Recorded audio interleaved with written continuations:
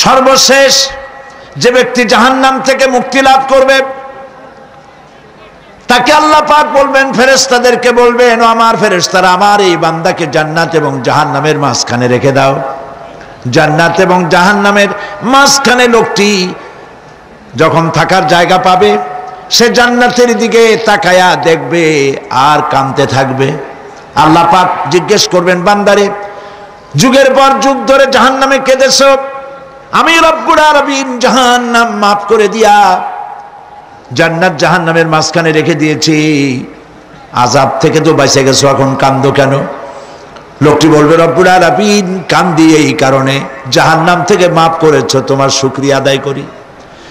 জান্নাত তো আমার কপালে নাই, কিসমতে নাই, কিন্তু জান্নাত আমি এখান থেকে দেখতে পাচ্ছি, জান্নাতের সুঘ্রাণ আমার নাকে আসতেছে, কপালে নাই যাওয়ার। আমি কাঁদি এই জন্য, তুমি যদি মেহেরবানি করে আমাকে জান্নাতের দরজার কাছে একটু দাঁড় করায় দিতা, প্রাণ ভরে তোমার জান্নাতের দৃশ্যটা একটু দেখতাম। আল্লাহ পাক তার আরজি পূরণ করবেন, বলবেন, যাও, ফেরেশতাদের বলবেন, এর জান্নাতের দরজার কাছে দাঁড় করায় দাও। জান্নাতের দরজার কাছে দাঁড়িয়ে লোকটি আবার কান্না শুরু করবে। আল্লাহ পাক প্রশ্ন করবেন, এবার কান্দো কেন? লোকটি বলবে, রব্বুল আলামিন কান্দি এই কারণে, জান্নাতের এই দরজায় দাঁড়ায়া জান্নাতের অফুরন্ত নেয়ামত কিছুই ভালো করে দেখা যায় না, শুধু অল্প জায়গা দেখি। যদি তুমি আমারে দয়া করে জান্নাতের মাঝখানে দাঁড় করায় দিতা, চতুর্দিকে তাকায়া তাকায়া দেখা কলিজারে ঠান্ডা বানাইতাম। তবে আমি ওয়াদা করি, জান্নাতের কোনো নাজ নেয়ামত, কোনো ফল আমি খাবো না, ধরবো না, সইব না। একটুখানি মেহেরবানি করে মাঝখানে দাঁড় করাইয়া দাও, জান্নারে ঠান্ডা করি। আল্লাহ রব্বুল আলামিন ফেরেশতাদের বলবেন, আমার এই বান্দারে জান্নাতের মাঝখানে দাঁড় করাইয়া দে।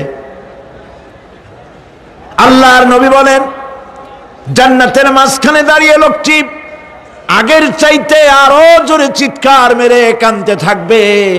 আল্লাহ পাক বলবেন, বান্দারে কি হলো তোর? দরজার কাছে আসতে চাইছিলে, আইনা দিলাম। আবার এবার মাঝখানে আসতে চাইছো, তাও এনে দিয়েছি, আবার কান্দো কেন? লোকটি বলবে, রব্বুল আলামিন এবার কান্দি এই জন্যে, তুমি যখন দয়া করে একটিবার জান্নাতের মাঝখানে এনে আমাকে দাঁড় করায় দিয়েছো, তুমি রহমান রহিম গফুরুর রহিম, এই জান্নাত থেকে আবার আর বাইর করে দিও না। আল্লাহ রাব্বুল আলামিন বলবেন, ও আমার বান্দারে, আমার এই জান্নাত তোর খুব পছন্দ হয়েছে নাকি? লোকটি বলবে, রব্বুল আলামিন কলিজা ঠান্ডা হয়ে গেছে, ভাবতেও পারি না এই জান্নাত এত সুন্দর।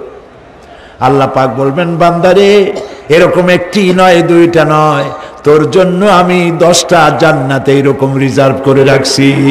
সুবহানাল্লাহ, সুবহানাল্লাহ। আল্লাহ পাকের